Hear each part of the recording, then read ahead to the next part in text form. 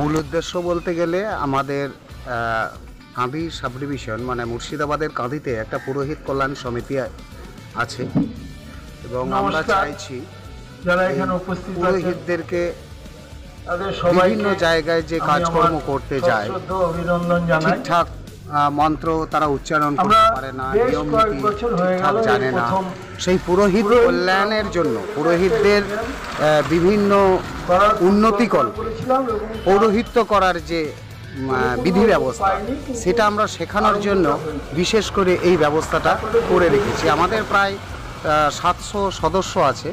আমরা 700 সদস্যর মধ্যে হয়তো সবাইকে সবসময় পাই না, তবুও 400-500 সদস্য আমরা প্রায় পেয়ে থাকি এবং আমরা চাই উপযুক্ত পুরোহিত তৈরি করে যেন আমরা সমাজে একটা সামাজিক দিকটা ঠিক রাখতে পারি।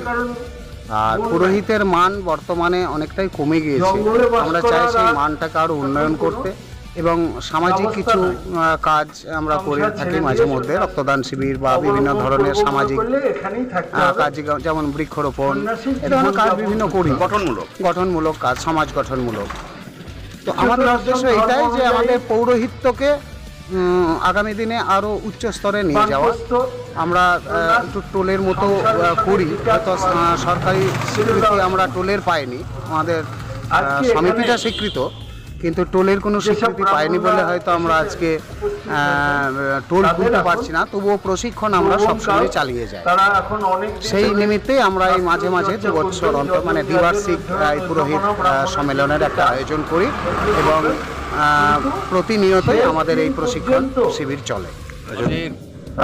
গান্ধী পুরোহিত কল্যাণ সমিতি, এটা এই সমিতির উদ্দেশ্য আমাদের 2 বছর অন্তত সম্মেলন হয়। সম্মেলনে আমাদের বিভিন্ন বিষয় নিয়ে আলোচনা হয়, প্রত্যেকটা ব্রাহ্মণের সুবিধা অসুবিধা, অভাব অভিযোগ এবং তাদের পাশে কীভাবে আমরা দাঁড়াতে পারি এবং যারা পুরোহিত ভাতা পায়নি এখনও তাদের কীভাবে পাইয়ে দেওয়া যায়, এই সব বিষয় নিয়ে আমাদের এই সম্মেলন।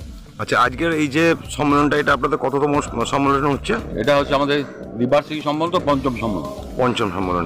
আজকের এই যে আপনাদের এই যে চারিদিকে যে পুরোহিতদের যে সমস্যাগুলো হচ্ছে, সমস্যাগুলোর মধ্যে আপনারা মানে অন্যান্য দিক থেকে কোনো সাহায্য পান বা না? আমরা এখনো পর্যন্ত কোনো সরকারি সাহায্য, ভাতা হয়তো মুসলিমও 2-1 কিছু পায়, বাকি সব অনেকেই পায় না, এই অবস্থায় আছে। তা আমরা চেষ্টা করছি তাদেরকেও পাই দেবার। সমস্ত নেতৃবৃন্দের সঙ্গে আমরা আলোচনা করেছি এবং বলেছি, তারাও চেষ্টা করছে যাতে মানে